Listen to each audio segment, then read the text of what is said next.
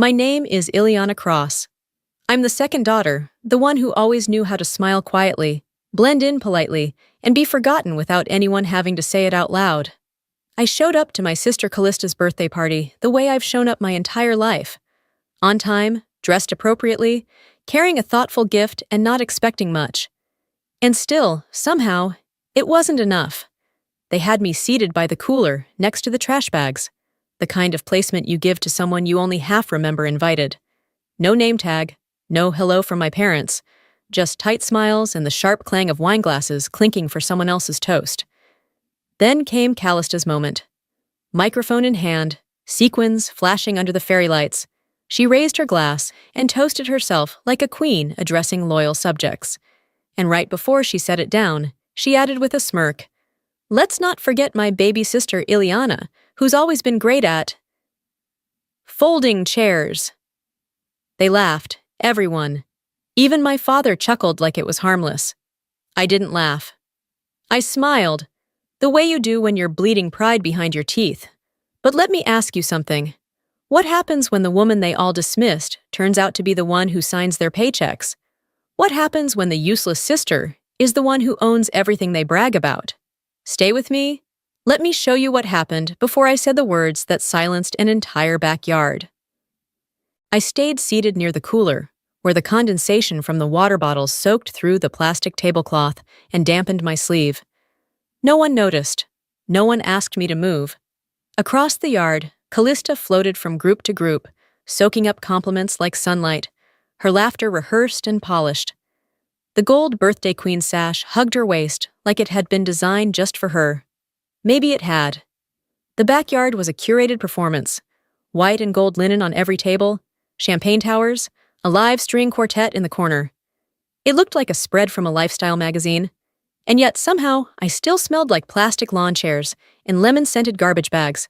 That's where they'd put me, on the outskirts of elegance. A woman in a sleek jumpsuit leaned down beside me. "Aren't you Callista's assistant or something?" she asked, squinting. I gave her a polite nod and turned back to my glass. I didn't correct her, because this wasn't new. This wasn't unique to tonight.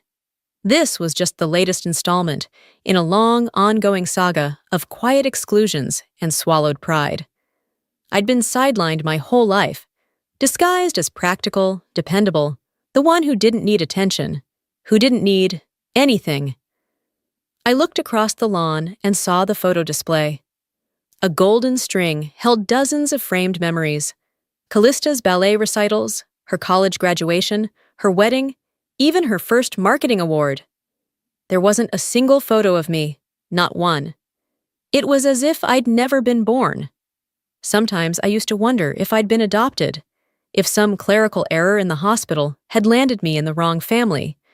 That's how far removed I'd always felt. I wasn't rebellious. I wasn't difficult. I was just invisible. The kind of child you only notice when they're not around to take out the trash. I remember when I was 12, and Callista had her ballet recital. The same day as my birthday, my mother decided we'd combine the celebrations. What that meant was, Callista got applause, I got a shared cake.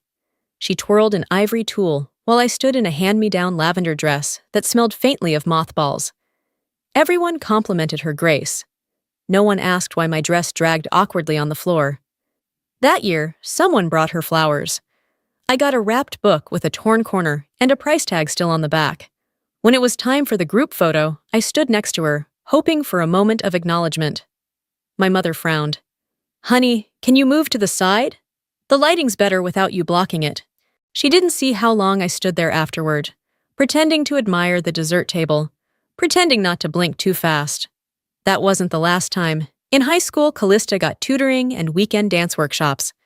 I got told to vacuum the living room and stop asking for rides. At 18, she was given a new Jeep with a red bow. I got a graduation card that read, "We hope you find your path soon." I did find my path.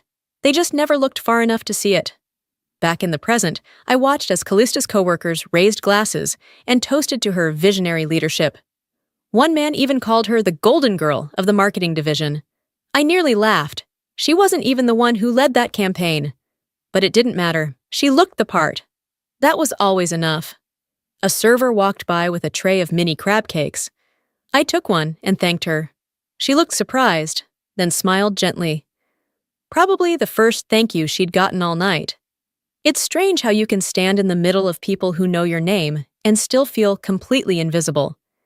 Even as an adult, I held on to this quiet hope that if I accomplished enough, if I succeeded without asking for anything, they'd notice. That one day I'd walk into a room and someone in my family would finally see me. Not for how helpful I could be, not for how quiet I stayed, but for who I actually was. That moment had never come, until tonight. I shifted in my seat, the metal legs creaking beneath me. For a moment, I let myself feel it, the quiet ache that had followed me for 3 decades. Not just the ache of being overlooked, but the ache of knowing they never once wondered what I might have been building in the dark. Because I had been building something, quietly, carefully, strategically, not for them, not to be seen, but because I knew, one day, they would. Because I had been building something, quietly, carefully, strategically, not for them, not to be seen, but because I knew, one day, they would. Not through applause, not through tears of recognition, but in a single moment of stillness, when the masks fell, and truth stood uninvited at the center of their curated world. A few seats away, my mother threw her head back in laughter. Probably another story about Callista's first ballet trophy, or how she'd led a high school fundraiser by showing up late and posing for pictures. My father stood beside her, nursing a plastic cup of white wine, nodding like he still believed being proud was his birthright. They'd always believed I worked a small admin job, answering phones somewhere, living modestly because I lacked ambition. That's the story they repeated, even when I made it clear I wasn't looking for help. It was easier to reduce me to a category than to ask what I was really doing with my time. What I was doing was buying things, companies, assets, leverage. 7 years ago, I took my first controlling interest in a Chicago logistics firm, then a struggling content distribution company, then a shell corp to absorb shares in a national marketing agency. That last one? It's where Callista works now. I didn't fire her. I didn't even change her job title.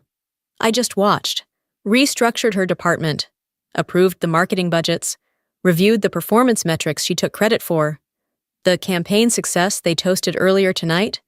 I'd declined that proposal for duplication risk, but her manager repackaged it, and it floated upward, landing eventually on my desk. I sent it back with a note.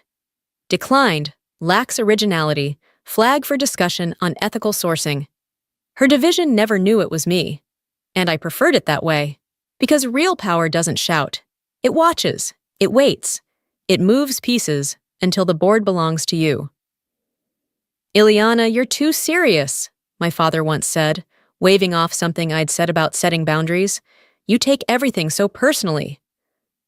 No, I take things precisely. My fingers traced the rim of my wineglass, cool and slick with condensation. I thought of the old slideshow from my grandmother's anniversary party, the one where they forgot to include a single photo of me. My mother had smiled brightly and said, I didn't want to make it too long. I remember sitting between cousins, holding a paper plate of cold chicken, waiting for an image of myself that never came. That's when I learned. You can vanish from your own story if you stay quiet long enough. But not tonight. A girl in a black server uniform passed by with a tray of desserts. Young, maybe 20. She paused just slightly, her eyes catching mine. Then, in a near whisper, she said, I know who you are. I blinked. I'm sorry? She straightened a little, still holding the tray. The VJ grant, 2 years ago. I was one of the recipients. Thank you, ma'am. Ma'am. She didn't smile. She didn't wait for acknowledgement. She simply nodded once, then walked away. It hit me harder than Callista's toast. Someone in this crowd knew. Not the version they wrote me into, but me. The real me. And she wasn't the only one. Across the lawn, Callista posed under string lights with 2 coworkers. One of them, a junior associate, I'd personally kept during layoffs. Her numbers were average, but her potential was real. I'd made that call from the other side of the org chart. She never knew, but maybe she was starting to.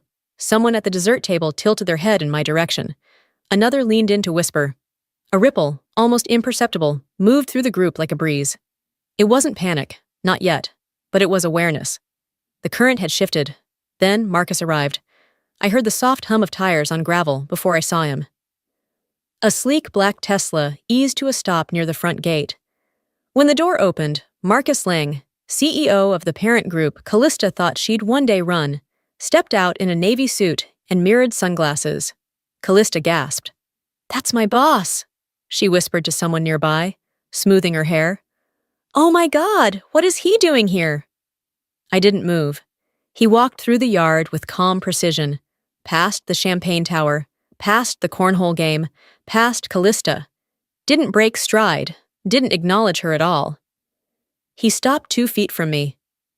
"Madam Cross," he said quietly, removing his sunglasses.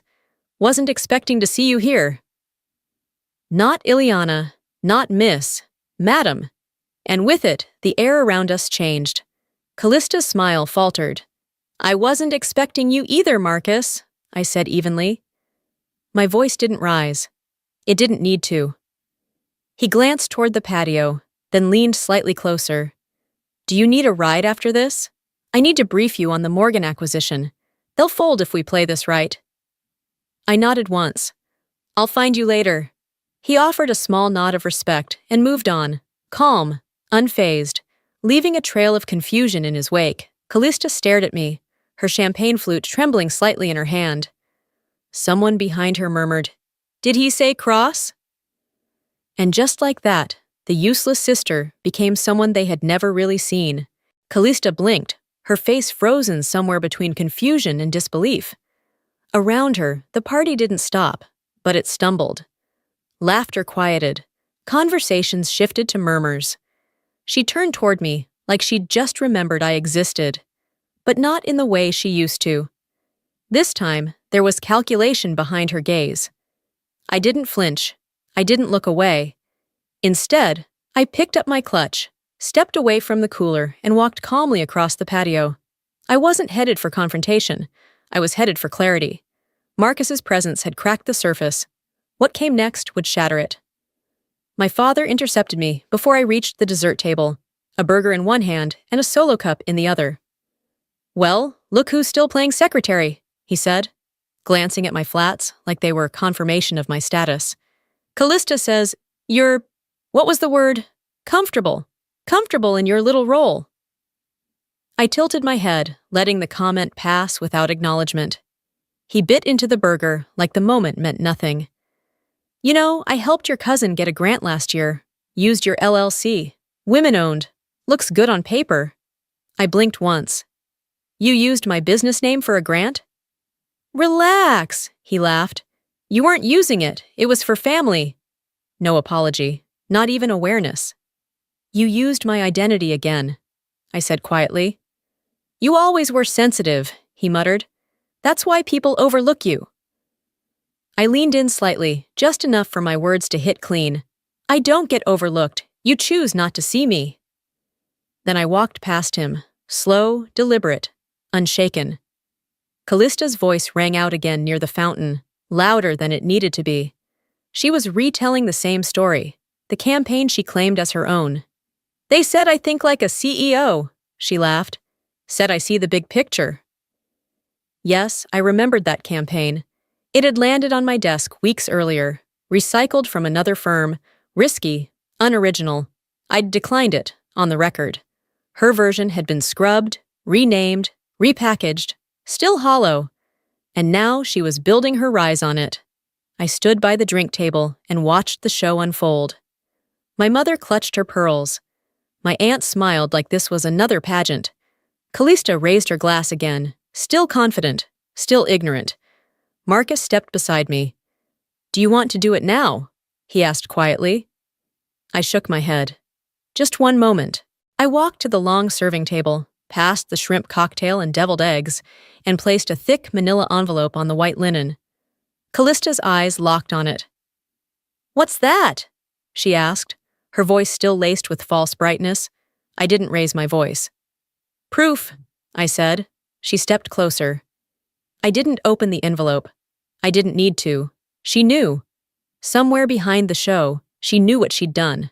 Her hand twitched. You think this makes you better than me? No, I said. It makes me honest. She scoffed. You're just jealous.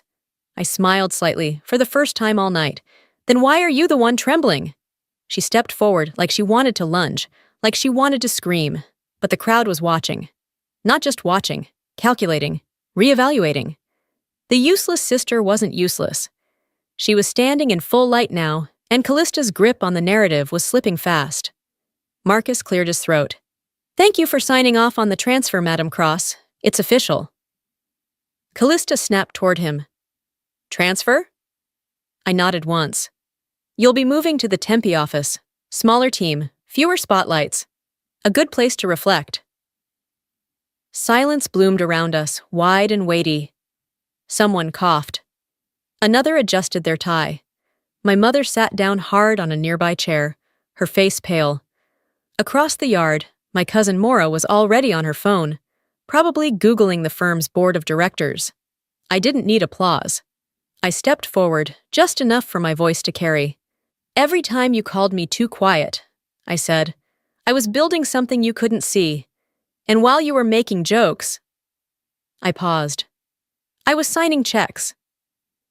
Then I turned, walked away from the buffet, from the broken image of family they'd tried to preserve. I didn't need their toast. I didn't need their chairs. The crowd didn't gasp, they didn't clap, but they didn't laugh either, and that was enough. I left the manila envelope where it was, beside the deviled eggs and broken illusions. I didn't need to read it aloud. I wasn't there to humiliate anyone. I just wanted the lying to stop. As I walked back toward the edge of the lawn, I passed the folding chair by the cooler, the one they'd saved for me. It was still there, still ugly, still a message. But I didn't even glance at it this time. I walked right past it like it had never mattered, because now it didn't. Behind me, the party stuttered forward, like a skipping record. My father stood stiff, staring at the envelope. My mother clutched her arms around herself like a coat too thin for the truth. Callista didn't say another word. She didn't have to. For once, there were no explanations, no last-minute spin, just stillness. And then, I heard it. A soft clink of a glass being set down. Then another. A chair scraped backward. Someone murmured, I always knew she was the smart one. I didn't turn around to see who said it. I didn't need to. 3 days passed. No texts, no apologies, no recycled excuses about family or miscommunication. Just silence. But this time, it didn't hurt. This time, it felt like peace. Monday morning, I was in the office before my assistant finished her latte. Good morning, Ileana, she smiled, placing a folder on my desk. The Morgan acquisition call's at 10. Your team is prepped. I nodded, slipping on my reading glasses. Thanks. Later that day, during our quarterly meeting, a young intern pulled out a chair beside the window. Would you like to sit here, Miss Cross? He asked. I looked at the seat. It reminded me too much of the plastic one near the cooler. An afterthought. I stepped past it and gently pulled out the chair at the head of the table instead. I think I've earned this one, I said softly. He didn't laugh. He just nodded and helped me adjust it. That afternoon, Marcus stopped by my office. Callista resigned, he said, leaning against the door frame. Said there was a misalignment in leadership values. He smirked. I didn't react. I wasn't surprised. I wasn't even angry. I never wanted to ruin her, I said. I just wanted the truth to matter. It does, he replied, because you made it. Before he left, my assistant brought in a small envelope. No return address. Inside was a folded card. Thank you for seeing someone like me. You gave me hope. R. It was from the young server, the one who whispered, ma'am, while the rest of the room whispered judgment. I tucked it into my drawer beside my father's old watch. One reminded me of time lost, the other of what I chose to do with mine. Weeks later, at a cousin's wedding, I saw my name printed in gold beside my mother's on a front row seat. I walked past it, found a quieter spot by the window, not because I was bitter, but because I had built my own table, And I finally understood. You don't need their chair when you've built the entire room.